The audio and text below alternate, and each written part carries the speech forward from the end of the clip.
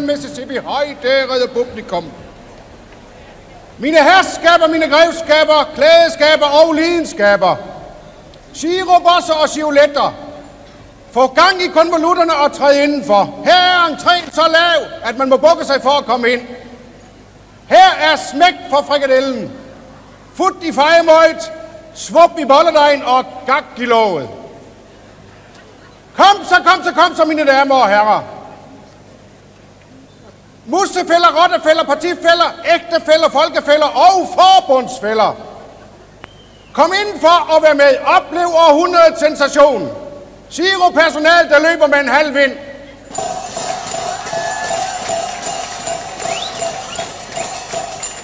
Alle er velkomne, uanset deres alder, deres stand, deres trosbekendelse, deres politiske overbevisning, eller hvad de i øvrigt skylder hos grønthandleren. Gik en gaffen guffen, ikke hæng med skuffen. Nu er vi klar til at begynde. Vi starter med det samme. Sten er klar ved vandålet. Tror jeg nok. Og tæppet kan gå. Værsgo, mine damer og herrer.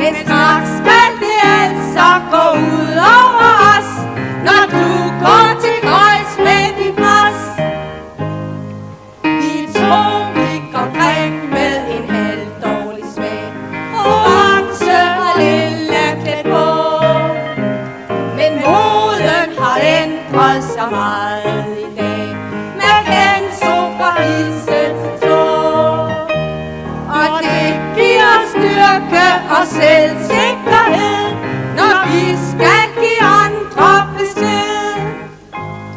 Ha' tillid til os i vores girosystem. Vi løser de snærende bånd. Vi klarer det mindste og største problem og rækker en hjælpende hånd. Men ikke en sjæl, ikke en gider slås og røre en finger for os.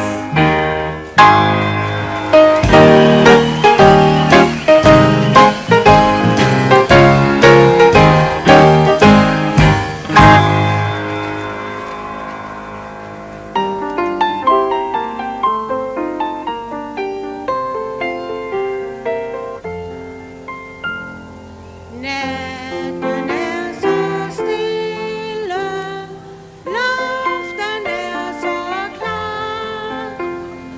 Dukken spiller trille.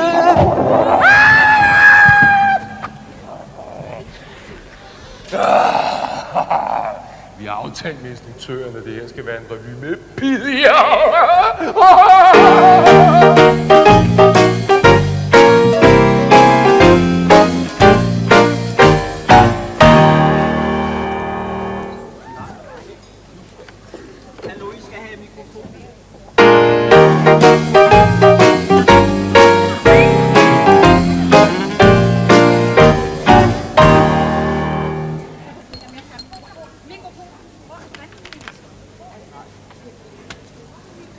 Jo, der er to, der har på. De har ikke hentet mikrofonen.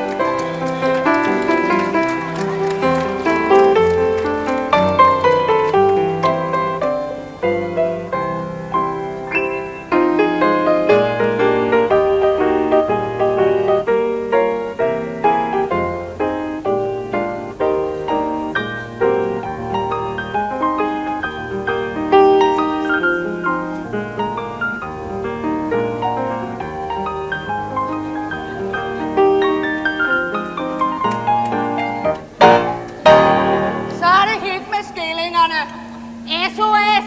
Slip omgående slenterne! I kan også bruge skivebakker, de slår ikke så hårdt. Nå, du har ellers altid sagt, at du ikke får pengene til at slå til. Det er der sgu nok andre, der kan.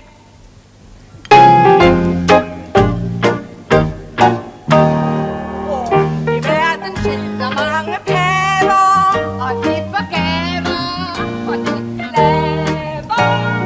Deres løn er lav, så den suppleres og kompenseres på bedste vis. Det er en gammel skik, og uden for kritik, i Peru og Mozambique.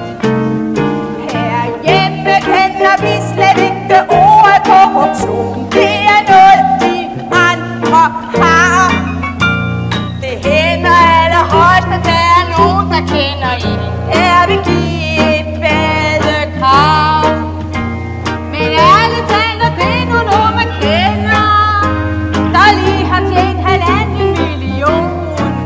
Skår man, så det kan hjælpe sine venner, uden at det er korruption.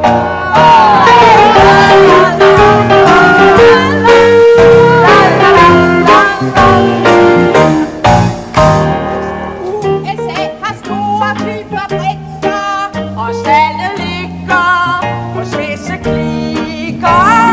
En minister får sig under bordet, lidt ned i foret, i nyerne.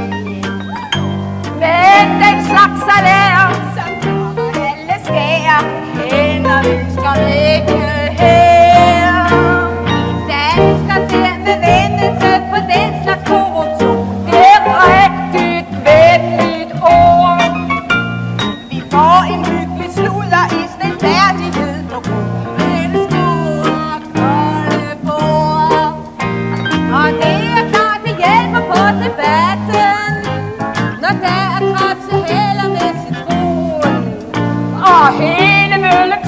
slipper man fra skatten, uden at det er korruption.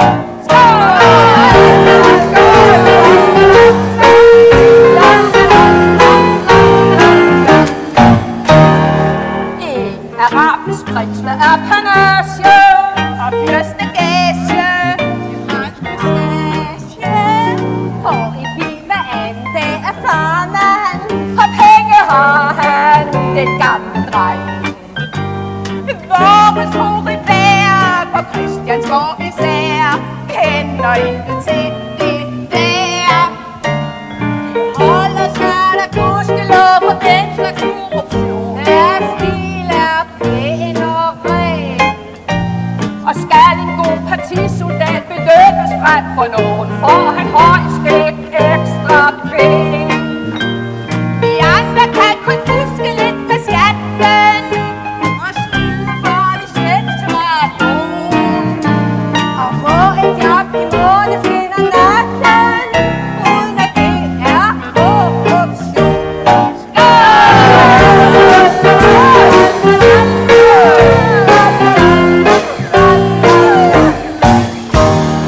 Her er mange sære lønmetoder blandt tidens moder. Jeg frynsegoder, smarte biler, eller tur til Bali, og man bliver salig, det siger sig selv. Indtil det princip, det kendes ikke her, hvor man er i statens knæer. Hvis man er lidt vokser og en lille smule skidt, er man på en pæn udser. Og kan man lave kaffe og få chefen i humør, har han noget, han kalder flex. Og hvedebrød slæbe som man nyder, og som man fik grund af sin person. Her grundringens taxanavne lyder, det er langt fra korruption.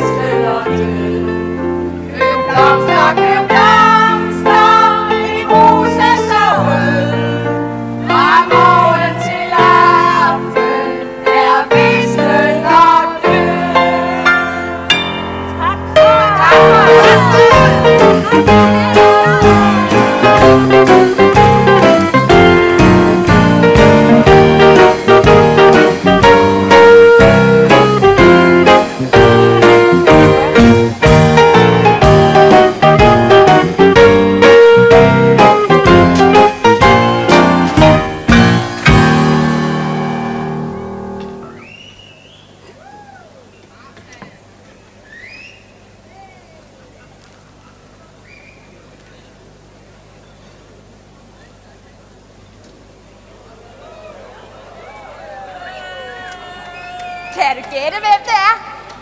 Godmorgen, Tarzan. Du kan da godt kende din egen lille 1, 2, 3, 6'er igen. Ikke lille nullefjoms. Som du kan se, er jeg frisk og udhvilet. Jeg gik i min egen seng kl. 10, så jeg er helt op på dupperne. Har du sovet godt, lille nullefjoms? Har du været helt alene i den store tastaturskov? Nej, nej, det tænkte jeg nok. Du ser træt ud. Han er så svær at få i gang. Han er udpræget bedre om aftenen, end han er om morgenen. Ikke også, lille nullefjoms? Hvad var det for en sær lyd? Har vores lille jungletrommel fået ondt i mausen? Du slugte også alt for meget i går. Nu skal du se. Nu lukker jeg et vindue op. Nej, det er jo sandt. Du kan ikke fordrage åbne vinduer. Han kan meget bedre lide luften, som den er herinde. Hvor herre bevares.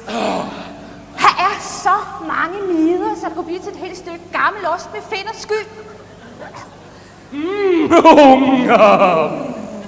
Men hvad gør man ikke for den, man elsker?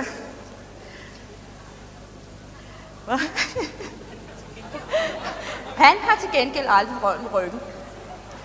Det er jo værre med en anden en. Men man har jo heldigvis en god chiropraktor. Au for sag. Men hvad gør man ikke for den, man elsker? Ja. Store stykke abekonge. Ja, det siger jeg til ham, for lidt jaloux det bliver mig nu engang. Han har jo unægteligt også andre damer end mig. Mange, der skifter til at ophidse ham. Han kan aldrig få nok den gamle gris. Vi er efterhånden et helt harem. Og gud døde, var man ikke også gået over til mænd? Ja. Vi må se at komme i gang.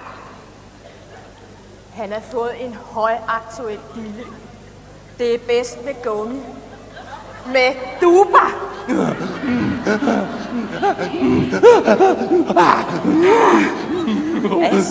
Sidste uge, der blev jeg altså lidt mopset. Tarzan skal være far til et lille nummer. Sammen med min medtaster June. Nu er hun gået på barsel. Vi må ikke være i nærheden af Tarzan, når vi er gravide. Hans udstråling er alt for voldsom. Nej, ikke allerede. Nu er han færdig, og så kan jeg bare se her. Nej, Tarzan, nej, du må ikke svigte mig, Tarzan. Må jeg bede om opmærksomheden et øjeblik? Hold 10B skal ned og kaste op. Og jeg gentager, hold 10B skal ned og kaste op.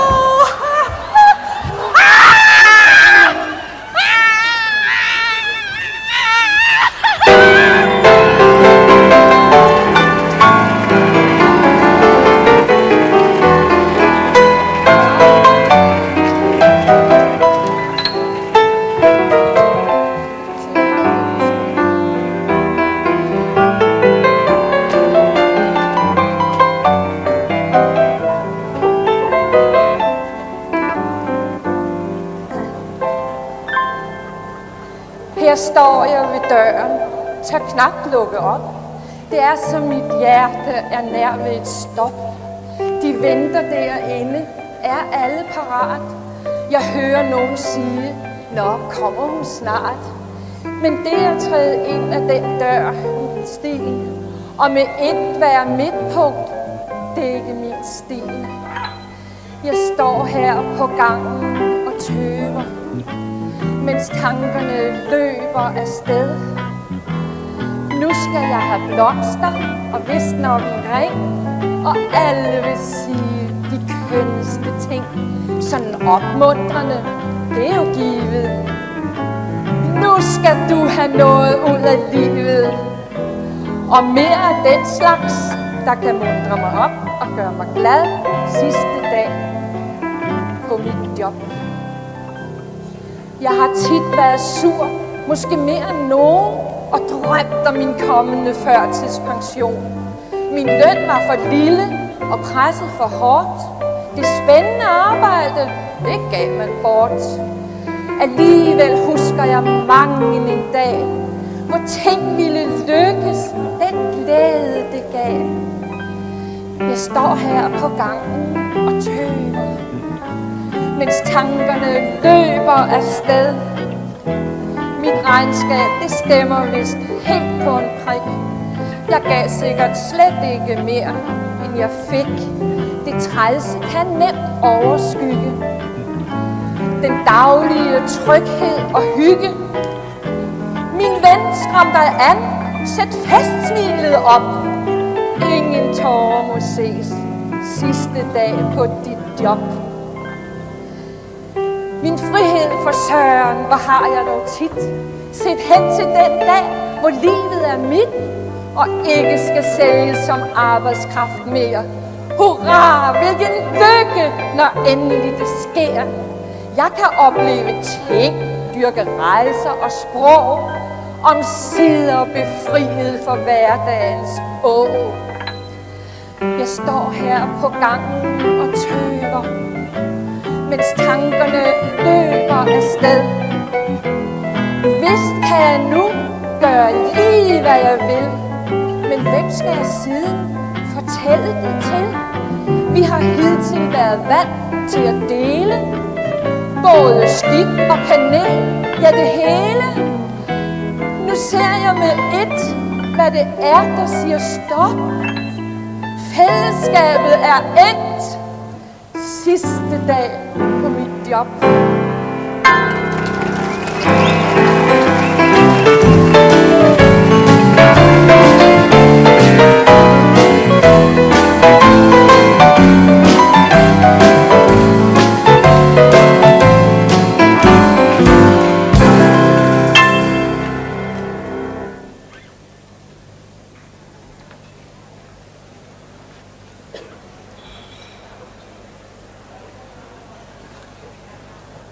Sig mig, hvorfor står der 39 bag på dig?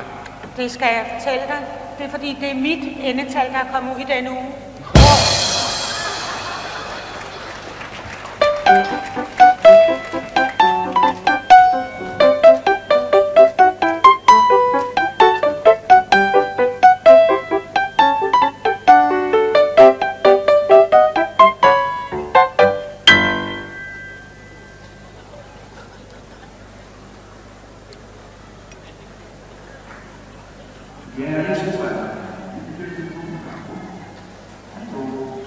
Er det Jørgen Jørting?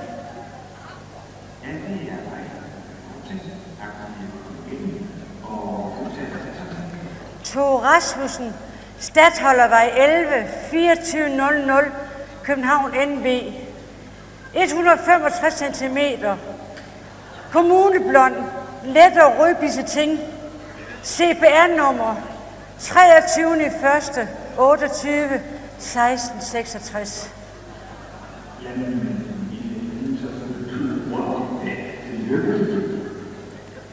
Tak. Jeg har også været ansat på postgirkontoret i 40-20 år.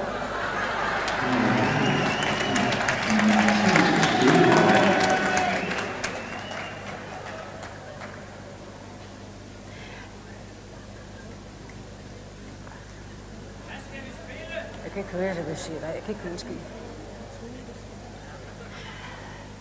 I dag er det Toves fødselsdag. Hurra, hurra, hurra.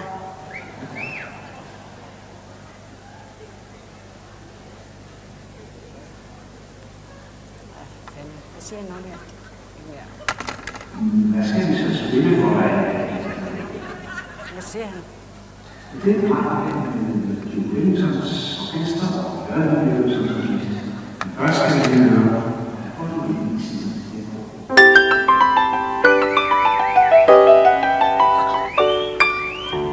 Jeg er pensionist. Det kan være trist. Så jeg tog en billig rejse. Det var sidste frist. Hvad det I siger? Tror jeg det er en sviger med en tremandsseng og halv pension i Akadir. Jeg sagde til mig selv, livet går på held. Du må nå at prøve syden på et fint hotel. Har du set et charterfly? Et af dem, man kalder ny. Man er bange for, det falder fra hinanden af alder.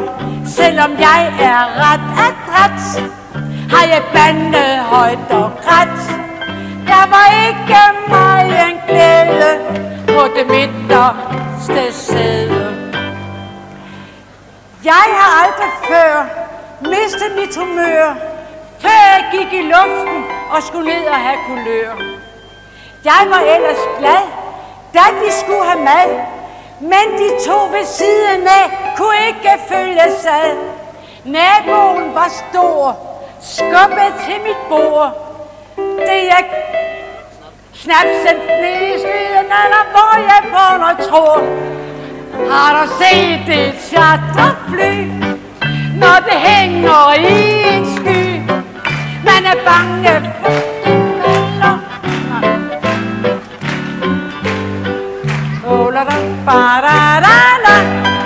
har jeg ikke fået noget.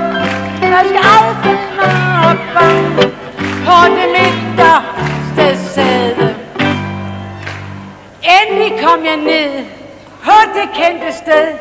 Med et hold i nakken og med skuldrene af led. Ind på mit hotel, uden vand og el. Det man kendte fra brochuren var et luftkastel. Rummet, der var mit, men som var lidt slidt. Skulle jeg dele med en svensker, der var lagt i sprit. Næste dag slog maven klik, at de sære ting, den fik.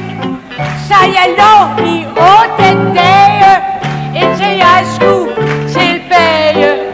Og jeg savner næsten ord fra den gang jeg gik ombord og tog plads med mig en glæde på det midterste sæde.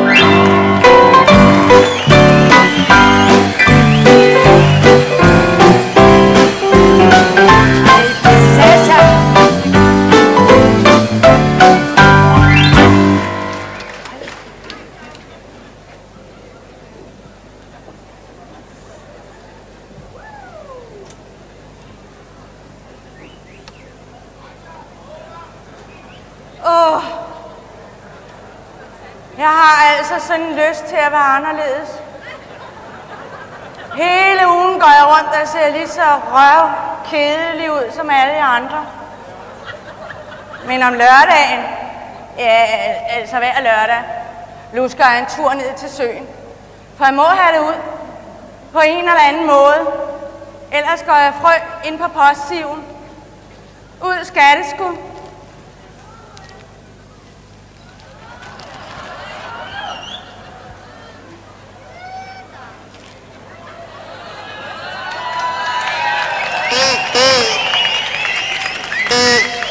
Ja, hårfarven har jeg altså fra Matas. Det er sådan slasket op med lidt sylte hen fra den lokale slagter. Det er edderpærk med noget, der lyser op i landskabet. Jeg skal sgu hverken på stressseminar eller gå på aftenskole i BST. Næh, så hellere ned og chokere enderne i det lokale anlæg.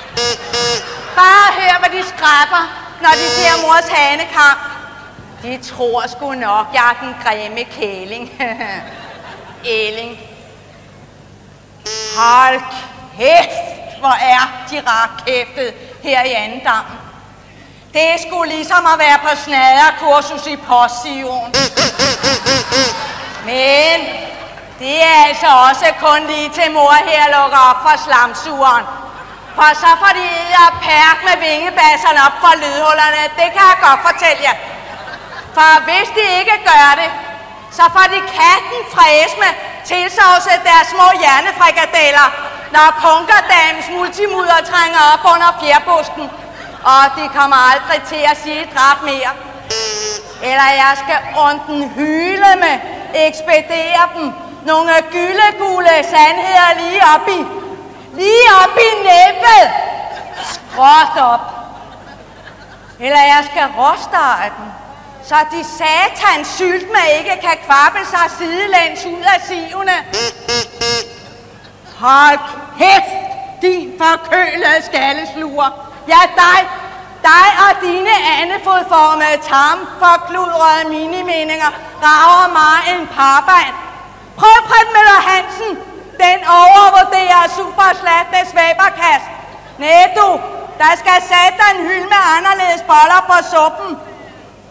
Og dig, du skal ikke snadre med mad i munden, når du snakker til mig.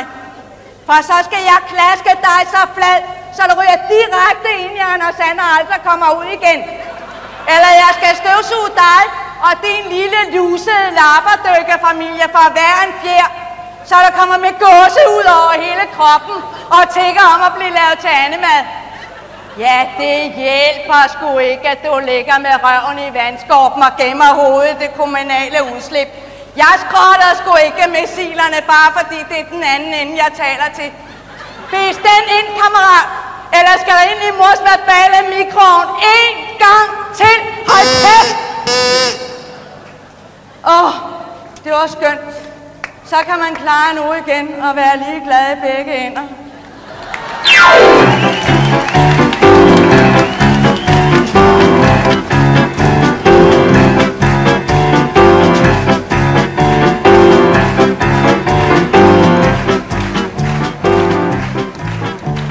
Dengang jeg gik i skole, var jeg ikke særlig kvik. Indregning og fysik, forhold og aritmetik. Men altså vores fysiske fysik, den var nu chic. Så vi fik altid højeste karakter i gymnastik. Og det har bragt os vidt omkring i verden. Succesen, den er hjemme. Ja, det er den. Vi svømmer og vi spænder, hopper højt og løber hæk. Ved målet vifter Tom, så giver mig brusen med en check. Vi laver fin reklame for eksporten. Det er skønt at være noget inden for sporten. Jeg har et godt humør, og jeg er frejdig, sund og kæk. Jeg dribler stadigvæk, for at der bliver en væk. 70-20.000 for en løbetur i bånd. Det får jeg, når jeg har en underbær i højre hånd. Jeg griner af dem der på olympiaden, der bare får lidt sødt til facaden. Og kun til andre kniv den med en tusindedel sekund. Jamen den slags form for sport, det kan sgu ikke være sundt. Men når man får kontanter for rekorden, så skønt at være noget inden for sporten.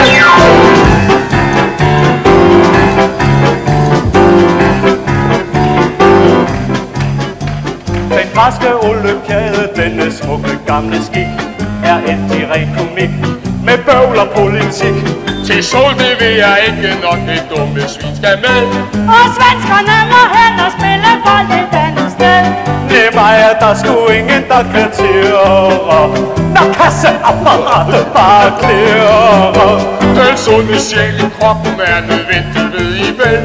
Den ligger trygt i hænderne på Seatonners hjem, som bare får et lille navn på skjorten. Det skal der være noget inden for sporten. Og Ekstrabladet, det er bladet, hvad det går til sagen. Det er nu fyldt for fan, mit favoritorgan. Og se og hør betaler, ja man tror sgu det er løven. En helvedes bunke penge for at sidde midt på røven. De grønne sokker købte selve staten. Reklame for en jonke i spinaten. Og skoene der klemmer, jeg kan dårligt få dem på.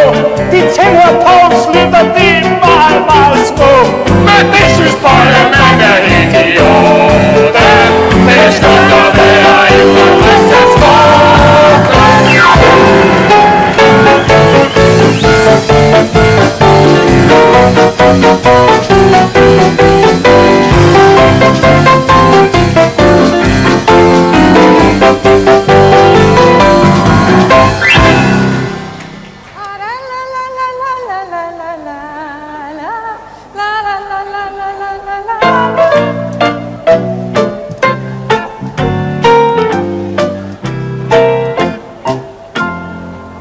Har alle set min datter? Ja, så er det batter i hvert et blad. Hun bliver fulgt i al sin færden i hele verden. Og ved I hvad?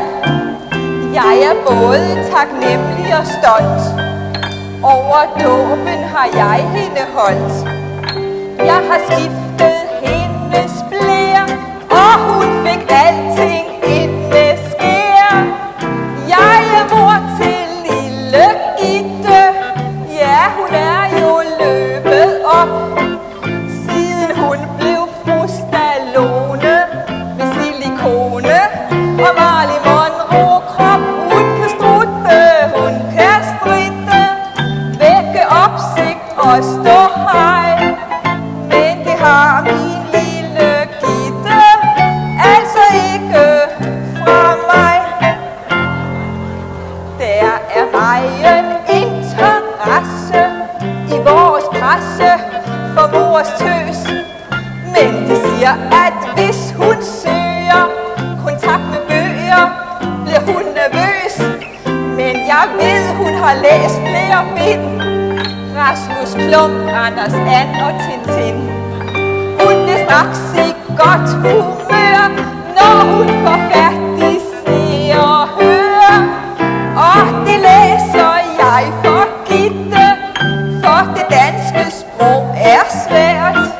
Men hun kan da kigge i det. Fra lille bitte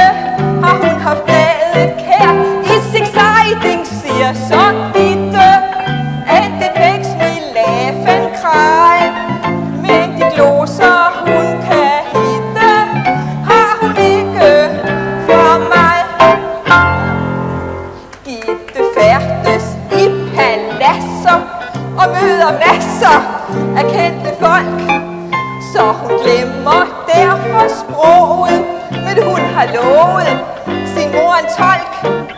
Hun er stadigvæk mit lille myr. Hun er også så venlig mod dyr.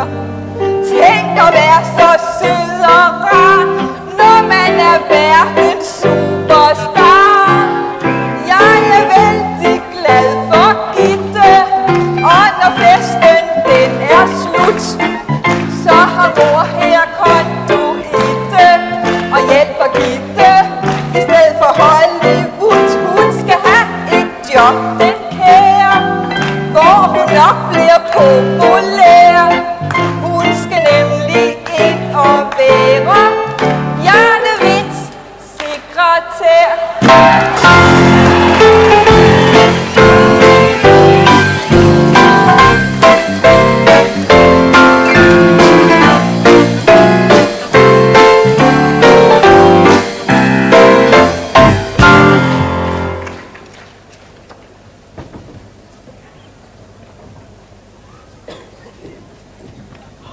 Sig mig, hvad forestillede hun? Nå, hende der. Det er bare vores instruktør, Ulrik Ravnbøl. Han har lovet hende en gennemgående rolle.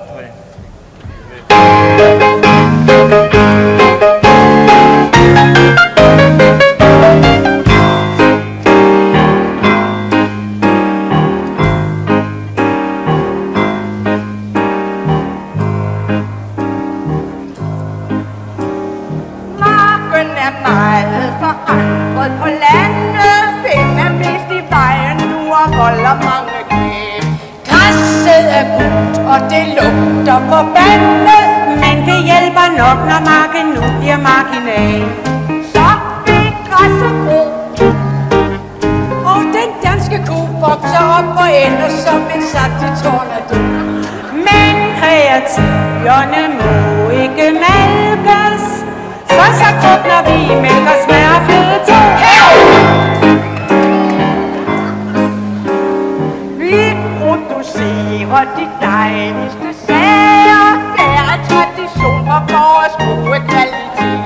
Så bliver de pænt stavlet op på et lager, og der bliver de liggende som ingenting var sket. Det er vores held, ellers bliver gæld. Længe leve gutterne dernede i Bruxelles. Bjergene stiger og priserne sænkes, men den pokker bryder sig om sådan en bagatel. Selvom vi præker og dundrer og taler, kan det hende fruen ikke tirse som den gør. Men disse hører er blevet kannibaler, så nu står de der og æder deres eget smør.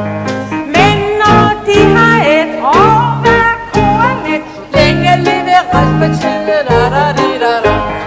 så kan vi spare rabernes olie. Sådan kan man lægge det på bøndernes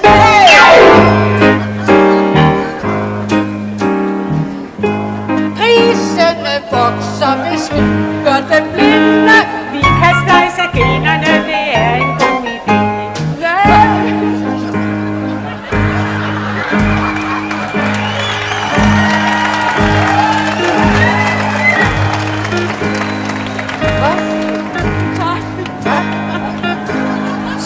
Nej, det er hende, der skal synge.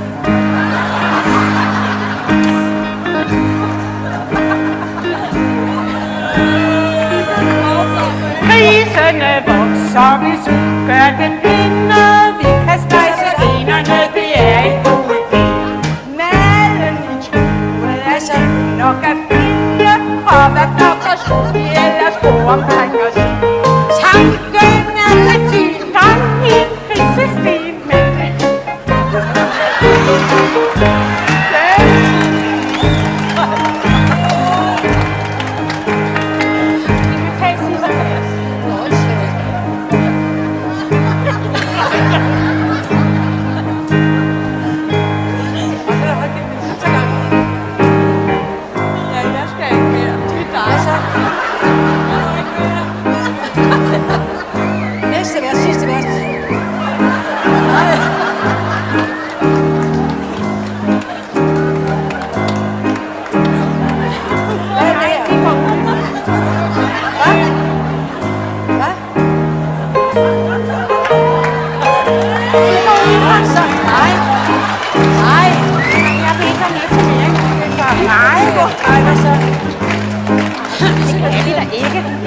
Hvad så? For helvede. Nej. Kom ind. Skal I være overfra? Nå, så her.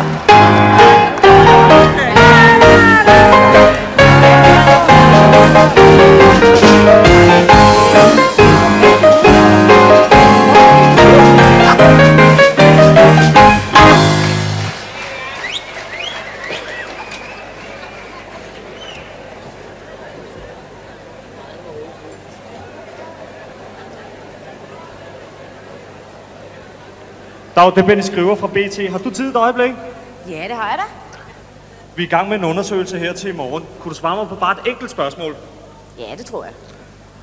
Hvad var det, der glædede dig allermest i året 1987?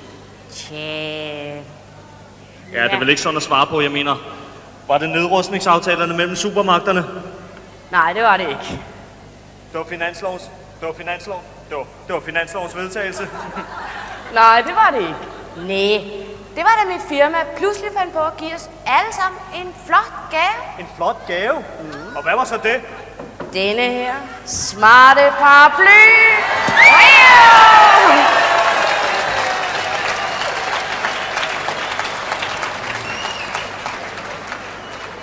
Ja, det må jeg nok sige. Det er da næsten som at vinde en LP i Danmarks Radio. Hvorfor? Det er det. Og vi er også meget glade for den. Vi er nemlig slet ikke vant til sådan noget inde hos os. Nej, det kan jeg da godt forstå. Sådan en gavmildhed, det er der ikke mange firmaer, der kan hamle op med. Det var ikke det eneste, vi fik. Nå? Vi kan også denne her Labra mulepose. Tak skal du. Og en aftalekalender. Aftalekalender? Ja. Det var da helt utroligt. Det må da være et pragtfuldt sted at arbejde. De kan da ikke have svært ved at holde på folk. Det vil jeg nu ikke sige. Jeg havde egentlig overvejet at søge noget andet, men nu har jeg hørt nogle rygter. Nogle rygter? Hvad går de ud på? Lønstigninger? Det må være galt, mand. Næh. Her til foråret, så vil ledelsen give os en kuglepen. En kuglepen? Det var satans. Så jeg tror sørme, at jeg snupper en sæson til. Ja, det kan jeg da godt forstå. Tak fordi du har gav dig tid og fortsat rigtig god vind.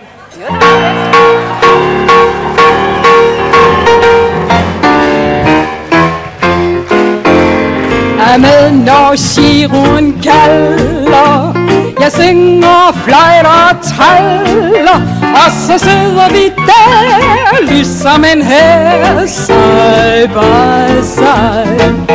Det er et helt perfekt personale, vi slider og pukler som gale. Man kan godt være stolt, stilen bliver holdt, side by side.